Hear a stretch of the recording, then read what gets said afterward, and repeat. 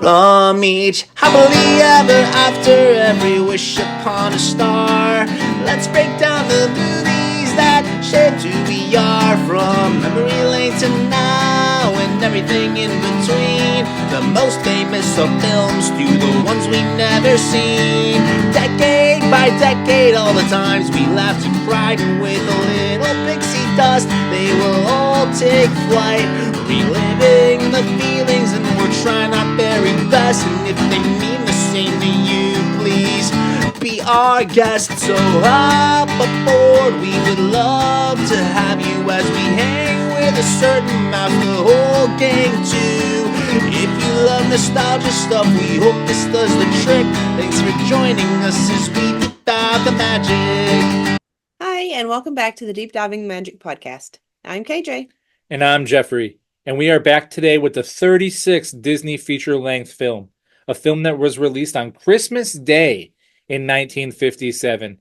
An infamous film that, whether you've seen it or not, I'm sure you've heard of it, and all the references that still happen to this day. Of course, I'm talking about the film that was released December 25th, 1957, Old Yeller. Now, I'm sure we have a lot to say about this film, but before we dive too deep into it, would you like to start us off with a synopsis? A young teenage boy grows to love a stray yellow dog while helping his mother and younger brother run their Texas homestead while their father is away on a cattle drive. First thought to be good-for-nothing mutt, Old Yeller is soon beloved by all. Yeah, he's definitely beloved by all. This movie definitely had a lot of critical acclaim and commercial success. I also think it's funny that in the synopsis it talks about how the young boy grows to love the dog, because I feel like the youngest boy is the real advocate for the dog in this movie, but we'll get there. Yeah, but the younger boy loved him the whole time. The younger boy loved him the whole time, yeah, for sure. Yeah, the teenager definitely had to learn to love him. Had to get there. Fess Parker is back for his fifth film in the Disney feature-length films. Mhm. And if this film takes place, I believe, in the post-Civil War Texas. Mhm. And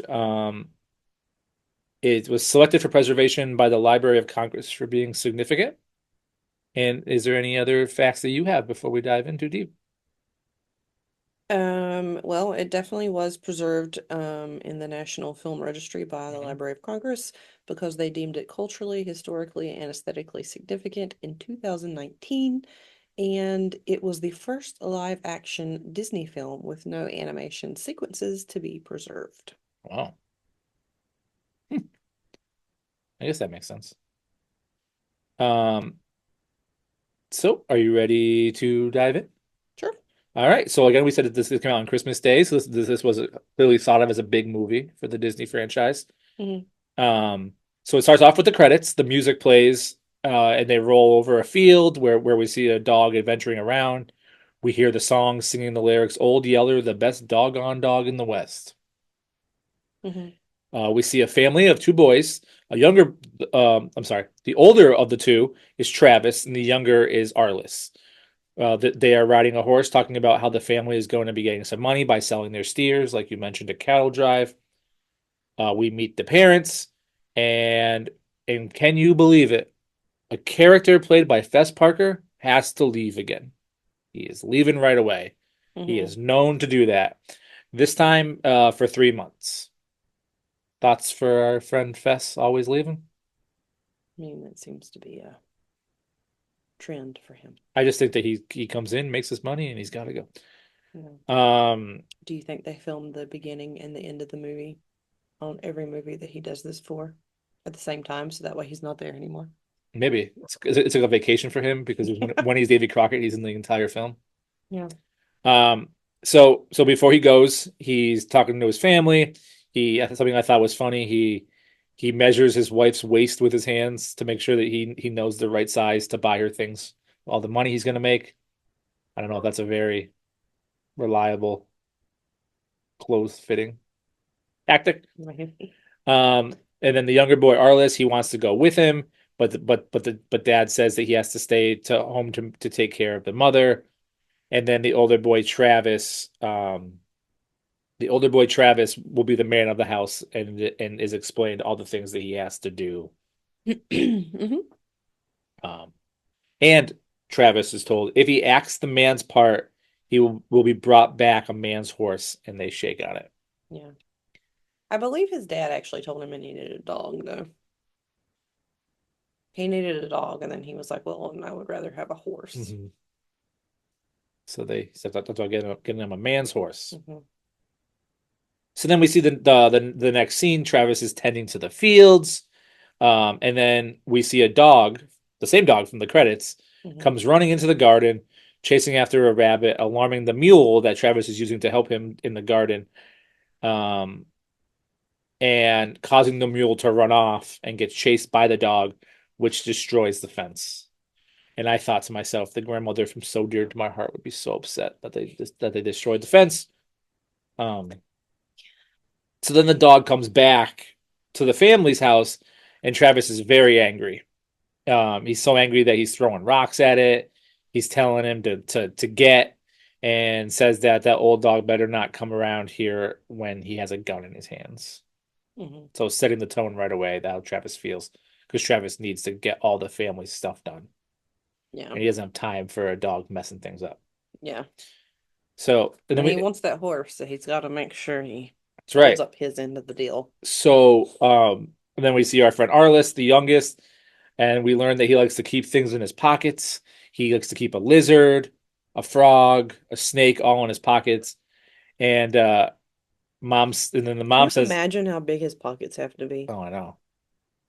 But so the mom doesn't really like to keep all these things in his pockets, and says that she's going to hit him with a switch if he does it again, which I thought, geez, talk about a movie of the times reference right there. So that at this time, It's actually not a movie of the times. I don't want to know. So Travis calls the dog an old yeller stray. But then the next morning, Hang on. go ahead. So, did you know that in the book that the dog is supposed to be a black-mouthed cur, which is a similar looking breed to the dog that it's played by, which is a yellow mastador, which is a Labrador retriever and an English Mastiff cross. Oh, But the book based it off of a less bulky dog. no. Well, I guess the trained dog was bulkier. Yes. So then we cut to the next morning, Mm-hmm. and they discuss that I didn't write his name down. He Jim Deere. Jim Deere. I have that in my notes because it's another one where isn't he like Jim in another one too? I Or don't is know if this just he's another Jim. Disney Jim Jim Deere? Deere is from Lady and the Tramp, but they discussed that he must be so far away by now. He's probably 10 miles away by now. 10 miles away. Which obviously isn't even that far. They go outside for their morning chores, and Old Yeller is back laying out front, and Travis is very upset. But Arliss is so excited to see a dog and gives Yeller a hug. Mhm. Kind of like our dog is being really excited, barking at everything right now, if you can hear that. The boys fight over the dog, and Arliss says that now the dog is his, and that no one can hurt him. Mhm. Which obviously Travis isn't a big fan of. But the mother sees the affection shown by her little son and decides to keep the dog, much to the older son's anger. But then we see Arliss and Old Yeller playing in the field, and it's cute. Mhm. So then we cut to, Travis is doing all the man's work because he wants the man's horse and he wants to just be the man of the house. And Travis is out in the woods trying to catch a deer. Then he sees a deer, but then he ends up seeing the entire deer family, and he just kind of like washes the animals, causing him to almost miss the deer. But then he sees the big deer and is able to acquire the food for the family. Mhm. We get back after he brings the meat to the house, and we see that Old Yeller is playing in the drinking water, which again upsets Travis. But With the kid. yep, Arliss is also in the drinking water, and they kind of fight over it. We get the second reference to being hit by a whip, which, whatever. But then Travis intentionally leaves the deer meat hanging low for Yeller to eat so he could get him in trouble. But then come the next morning, he finds out that he didn't touch it, so he could He be was gonna trusted. kill him. Yeah. So, but Yeller didn't touch the meat. Yeah. Vegetarian. No, I'm just kidding. So then we see Arliss, who's trying to catch a fish in the water, and Yeller jumps in to try to help and helps him successfully catch the fish. Mother tells Travis that Arliss is just a boy with an imagination and he should be able to use it. But speaking of imagination, then we see Arliss, who's throwing bread to lure in a bear, like a black bear, which is quite the A cub. imagination. Yeah. And then terrifyingly, he jumps down to catch the bear with his bare hands, pun intended. But then a large bear comes running after to protect its cub, and pretty much Arliss is toast. But then Yeller protects him and scares away the huge mama bear. Any thoughts on the catching a cub with your bare hands? Is that why it's called bare hands? Maybe. I would suggest never doing it. I mean, because if there's a cub, more than likely mom's not far away. Which is what happened here. And once that baby puts out a distress call, mom is going to come. Yeah. So, I mean, that just had bad idea all over it. So I don't really know what little Arliss was thinking of.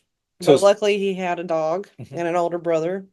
Speaking of a mother coming and the dog, this obviously terrifies the boy's mother, Yeah. and she calls Yeller a crazy and wonderful dog. Hmm. Which, because of this, then they invite Yeller to sleep in the bed with the boys, which is where Travis is starting to like come around too. Yeah. Um, So Yeah. he proved himself by not stealing the food, and then he protected part of the family. Correct. So he's definitely earning some trust there. So then we see, whether it's the next day or so many days later, a gentleman named Bud and his granddaughter come to visit the family, because all the men are out on the cattle drive, but Bud was told to stay behind and protect the quote unquote women folk. Yeah, I think he's lazy. Yeah, that's just it. He's just looking for a free meal. The granddaughter, whose name is Lisbeth, tells the boys that Old Yeller has actually been stealing the town's food and the vegetable plants, which would answer why he didn't eat the low-hanging deer meat if he's stealing all the food from the village. Yeah, he's going out at night and, But the boys want to keep this a secret because they don't want the. well, Go ahead. I don't think the young son knows about it. She No. only told the teenager. Travis then scolds Yeller to warn him so he doesn't get shot for prowling, and that he's going to keep him so busy that he doesn't have time to get in trouble. Hmm. And then we see a family of raccoons stealing this family's crops, and Yeller and Travis chase them off. They sleep in the cornfield to save the corn. And they chase off the raccoons. Yep. Because at first I thought that was like them showing that the raccoons were really stealing the food, but it wasn't. They were just in there. So, Yeah. um, Because he had mentioned it earlier when he was walking with her through the cornfield, the granddaughter. Elizabeth. Yeah, he had mentioned it to her because he said raccoons have been in this corn. And that's when I'm pretty sure that's when she told him about the other stuff that was getting missing and that she wanted to actually bring it up to him that it was the yellow dog she saw. Next morning, Yeller and Travis go to find Rose, their milking cow, who is missing, and we learn that she's probably missing because she's giving birth. Mhm. They find Rose, but Travis is messing around with the newborn, which causes Rose to attack the boy. But Yeller comes to fight with Rose to stop her, and they help get her home while protecting Travis. So both children so far have messed with a mama's baby. Mhm. They're able to calm Rose long enough to for the family to milk her. This is a good way in the movie for them to introduce who Rose is, I think, because she plays a bigger part later on in the movie. Yep. No spoilers. And then a different gentleman shows up. making the family get all excited that it's Papa. But let's be serious, it's not. It's actually a gentleman named Bern Sanderson who's coming to inform them that he's actually Yeller's owner. He's old Yeller's actual owner. Yeah. And then right at the exact same time, Arliss comes into the scene riding on old Yeller, which is a cute scene. But then Yeller goes running up to Mr. Sanderson, but then instantly also is crying because he wants to stay with the family as well. So he kind of knows what's going on. hmm I hate to say it, but that guy is actually in the movie longer than Fess Parker is probably in the movie. Yeah. Well, it's true. And his scene. Which causes Arliss to get upset, and he starts to throw rocks at the man to keep his dog. Mhm. Which then it makes Sanderson realize how much that Yeller means to the boy, and says that he would swap him for what did he swap him for? I'm pretty sure they called it a horny toad. Yep. So they swapped him for whatever was in Arliss's pocket, which in this case was a toad, a horny toad. I don't even know if that was really I think it had a tail. Like some kind of lizard looking thing. I don't know. Yep. So they swapped him for the toad that was in the pocket and one woman cooked meal. This is good. Burn. We gotta get you a meal. That's right. What do you think was cooked? The deer meat from earlier. Yeah. So they eat the meal. Again, this is why he was in the scene. He was in the movie longer than Fess was. But as he's leaving, he does warn Travis that there's a outbreak of rabies in the area. They don't use the word rabies, but Yeah, they never say rabies or rabid. They call it hydrophobia. And mad is how mad, they which has refer always to kind of it. been a reference to rabies. Yeah. Yeah, which was very common at the time, is how they referred to it. So I'm going to refer to it as rabies just because A, I'm going to forget the word, and B, it just makes more sense. Hydrophobia. So uh the next day, because all people are always getting in trouble while trying to be adults here. The next day, Travis and Old Yeller chase some hogs. They chase some hog tracks to a family of wild hogs, and Yeller corrals them into a corner while Travis tries to catch them from up in a tree. But at least he's up in a tree, being safe. And then he is able to catch a poor squealing hog, but the pig then makes Travis fall from the tree into the hog pile, causing him to get attacked and bit. I think that was that was his second one that he caught. Yeah, That yeah, caused he him to caught the get, first one, yeah. and then he catches another one, and he falls into the pile, causing him to get attacked and bit. And then Yeller comes to the rescue, and eventually the hogs leave, but Yeller has been attacked, and as they put it in the movie, he has been cut to pieces. Yeah, because they will cut you to pieces with their tusk. So then Travis promises Yeller that Mom will fix him up, and is very emotional about what he's caused Yeller. So clearly Travis has come around. Mhm. He then realizes that he can't bring Yeller back on his own, so he kind of like finds a cave to hide him in. Mhm. So the pigs don't come, the hogs don't come back or Yeah. anything else. And it closes him back up in there for Yeah. his safety. Correct. The family, the two boys and the mother, Mhm. go back for Yeller, and they see how bad he is, hurt. And they use hair from their horse to stitch him up. That sounds incredibly sanitary. And the sewing up of this dog during the scene, I just thought it looked so fake. Like I mean, it was 1957. yeah, but I How don't do you know? think, How do you know what sewing was like 30 years before you were born? because I don't think any animal is gonna lay there and just let you sew them up because it's gonna hurt. Yeah, well, It's we already don't know like what a kind of tender pain he was already area. in. But yeah, Exactly, it's already a tender area, and you're gonna stitch it back up. Okay, he is the best doggone dog in the West. yeah. So, I mean, they do call it the Wild West, but whatever. So Bud and Lisbeth come back to the family while Travis and Yeller are mending back at the health. Um, Bud again warns the family about rabies, hydro something. Hydrophobia. Right, yep, just like Mr. Byrne did earlier. And I think it's around this time that Lisbeth is trying to give the family like a little puppy Mhm. to like cheer the spirits. Go ahead, Yeah, I'm pretty sure Elizabeth has a crush on Travis. Travis. So she gives him like a little puppy, but he doesn't want it because he already has a dog and he's got his hands full. And he just got attacked by a bunch of wild animals. Hmm. And he just does he's just not really into it. But the mother is kind of saying that now she has her hands full because of the fields and everything, and Travis is hurt. So Bud, again, Mr. Lazy, decides that Lisbeth is going to stay behind to help with the fields as Bud leaves. Gee, thanks, Mister. Um, and then, but so then they go out to work in the fields. But after the family comes back after the cornfields, they hear Rose the cow, who we met earlier, who's whining and falling all over the place. Travis then comes out and says that she's blind sick. She has rabies and sadly gets his gun to help with the old cow's suffering. Any thoughts on this? Introducing that the hydrophobia is a thing in the movie now.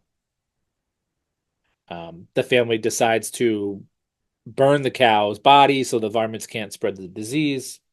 Because at that point, they said they didn't really know how it was spread, so they just were gonna burn the body just to make sure that Yeah. it didn't spread to all their animals. Yeah. So then Arliss asks Travis if cows go to heaven, but then Mother starts to scream. So Travis comes running out with his gun, and we see a wolf Well, attacking. she screams for him to bring his gun. Yeah. So he comes running out with his gun, and we see a wolf is attacking Yeller, and the two dogs are fighting.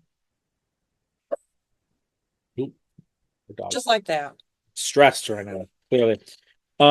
So we see the two dogs are fighting. The wolf was not actually played by a wolf. It was actually played by a German Shepherd.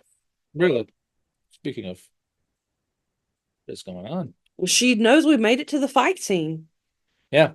Um, And interesting tidbit, both dogs were actually muzzled during the fight scene. I tried to look when I was watching that scene and I couldn't really tell that they were muzzled, but somehow they were muzzled so they couldn't really actually hurt each other.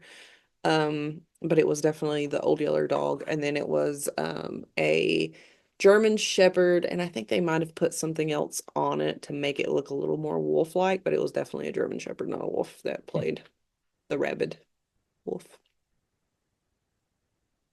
well, in the movie, it's a wolf. So, Travis, Rabid German Shepherd. well, we don't know it's rabid yet. Travis is able to shoot the wolf while missing the dog, but Yeller has been bit in the attack, and then we find out that the wolf is most likely rabid. Because he attacked them at the bonfire. At a fire, yeah. And that's not normal behavior because one of them, maybe it was the guy, the original owner of Old Yeller, actually told him that one of the signs was an animal that doesn't act in its normal behavior, like a raccoon or whatever, is going to run away from you.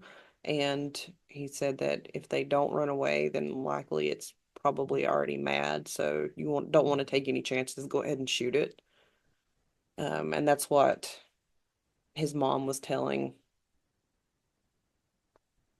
them. So yeah. So, but since Travis doesn't want to shoot him. yeah, well, yeah, that's what I was going to say next. Mother starts to think that the reason the wolf attacked, like you said, is because he has rabies, and she fears that now Yeller has it too. So she wants Travis to shoot the dog, but Travis stands up for Yeller in a very moving scene, showing how far Travis has come from the beginning. Travis says that Yeller has protected her and the entire family, and they can't just shoot him like he is nothing, and hugs the possibly sick dog. But they do then decide to lock Yeller away until they know for sure. 2 weeks. In the corn crib. Yep, in the corn crib. 2 weeks go by, and Yeller looks very healthy. So Travis is excited. But then after that, one night Travis goes It out. was about a month, I think that's what they said. Whenever he went, what you're talking Yeah. about now. So I think that it was the mother was that it could take up to a month. Yeah. Mhm. So one night, Travis goes out to feed Yeller, and he notices that he's in fact infected, but he closes the door and decides not to say anything. Yeah, it's one of those things where you find out bad news, but you don't really want to deal with it, so you're just trying to avoid it. Yeah, but he knows what's going to happen. So Well, yeah. some dangerous things could happen from this ignore this thing. But then, speaking of dangerous things happening, Arliss, the youngest, is getting irritated that it's taking so long for his dog. So he disobeys his family, and Not like he doesn't have a little puppy. and a pocket full of lizards. But so Pocket full of Arliss lizards. disobeys his family and tries to get the dog free, which causes the mother to go check on him, and she does barely stop him before letting the infected dog out. But this is then a giveaway that he is in fact sick and suffering, and we know what they have to do. Travis says with teary eyes that it is his dog, so he will do it. And then we don't have to go into too details, but we all know what happens next, causing an upset to Travis to run away after it happens. Yeah. And then, of course, in a perfectly timed hero of the movie thing to happen, You'll never guess who Papa comes Fetch back. Parker comes right back because he has the worst timing. And he brings home money and gifts for the family. Some of the gifts are more culturally appropriate than others. I'll leave that up to your imagination. And then he learns that Travis is up on the hill burying his beloved dog. Yeah. So Papa then goes to visit Travis. Sorry, Jim Deere was his name. Goes up to visit Travis and tells him that the mom told him all about it and how proud he is of all the things that he did, that the boy did. He does say, though, in some good lines here that can earn his money for the film, that life is like that sometimes, and it'll knock you flat, but it's not always like that, and you can't afford to waste the good part fretting about the bad part. Yeah. So he does convince him to come back for dinner, and as he comes back for dinner, we see the little puppy that Elizabeth gave them earlier had stole some of the meat from dinner, which makes Travis feel a little bit better, and he hugs the puppy and he says that he's going to name it Little Yeller. And then the old Yeller song starts to play, where they call it Little Yeller, the best doggone dog in the West. Yeah, I think before that, Elizabeth actually tells him, I wish you would have something to do with the puppy because he does have some old Yeller in him. Yeah. And then I think that's when he kind of comes around to he paying a little bit more attention to the little dog. And then he eats the food, and then he's like, all right, we'll call you Little Yeller, the best doggone dog in the West. Young Yeller. Yeah. And the end. Yeah. It's the film. So, some fun little tidbits. Did you know that the sounds of Old Yeller growling and snarling after he becomes rabid can also be heard during both the Lady in both of the Tramps fighting scenes in Lady and the Tramp? So that was just reused sounds. From that for this? Okay. And then the death of Old Yeller is often referred to as the saddest moment in all of live-action Disney films.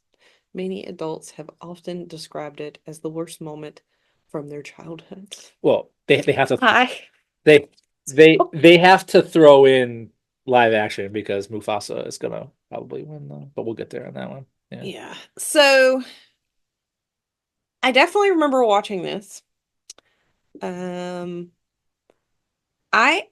hate to say it now that you said it came out on Christmas. It's a Christmas miracle movie. Yeah, I think I actually got that as a Christmas gift one year. I mean, again, we talked about it earlier. And I'm wondering if it was like a specific anniversary of it or something. Maybe that's why I got it for Christmas. The 40th. Maybe. I don't know, but I got it, and it was probably, I don't know, around the time I was in the 5th or 6th grade when I got it and watched that movie and had no idea what was about to happen. And I remember thinking, I mean, watch this again. I mean, it's very much. So when you said, "Oh, our next movie is Old Yeller. I was just like, I just broke my promise to little KJ that I would never watch this. I mean, the movie itself is It was definitely better this go around. it's a cute family movie with a sad thing that happens at the end. A terrible thing that happens at Well, the end. But I But life is mean, life. yeah, life is life. Sometimes it knocks you flat or whatever they say. That's true. Um, So speaking yeah. of that, how about your thoughts and your ratings and your all those fun things? So, I mean, my thoughts are Jim Deere, Mr. Fess Parker. If there is a family involved, he plays the same guy in every movie. Like, Gotta go. like I would hate to be his wife in a movie because he is going to leave you with the kids. But he knows the size of your And you- waist just by his Yeah, hands. but in another movie, he left. Like Davy Crockett, he left, and the wife died, and it never even acts like he goes back for the kids. So, I mean, No, he probably didn't even the kids- attend her funeral. the kids that's In the that's a other movie. different movie, but the kids go to the sister-in-law. They say that in the movie.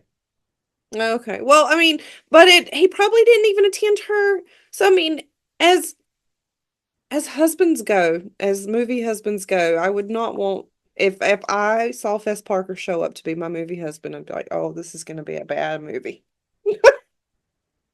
Bad movie So for me. speaking of movies that you think are good or bad, how about your rating on this one? So my rating was a 5. What about IMDb? IMDb was a 7.2 out of 10. I'm actually shocked that it was as low. It's that low. Yeah. I feel like this is like an IMDb movie. An hour and 23 minutes it ran. It's kind of short. Yeah, I definitely feel like I felt like it was a lot longer as a child, but I mean, I guess children view time is very different, but So, how about your list upon a star for this Christmas movie from 1957? this not so Christmas miracle. Um, yeah, my list upon a star is not going to change because I mean, it definitely holds some childhood memories, but it was some very sad childhood memories, so I can't really say that I want it to make my top 10. So it's mine's not changing. What about yours? What is your type? Um, so Dumbo, Lady and the Tramp, The Three Caballeros, Peter Pan, Alice in Wonderland, Fantasia, Saludos Amigos, The Adventures of Ichabod and Mr. Toad, Johnny Tremaine, and Bambi. So my list upon a star is also not changing. I understand this movie.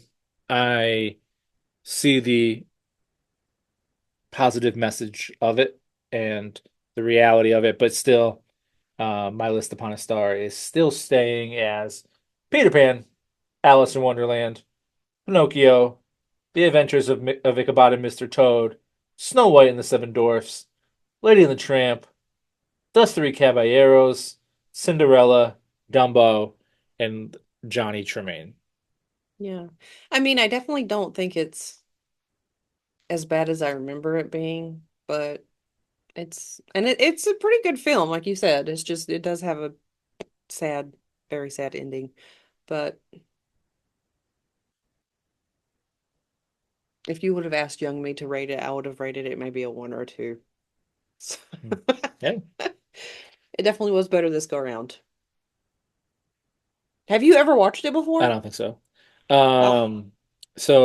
But yeah, enjoyable, sad, real film. Mhm. Christmas miracle. But so thank you as always for hanging out with us on the journey through all the films. We love your messages and your emails. We can be found on Spotify, YouTube, and of course Instagram. On our next film, we have made it to the year 1958. A film that I can assume not many have heard of. But don't worry, because Fess Parker's back again. And this film from July of 1958 is called The Light in the Forest. Yes. Bess Parker's always chasing that light in the forest. So Not his wife. that's true. So thank you again, and we'll see you then. Thanks for deep diving the magic. Bye. Bye.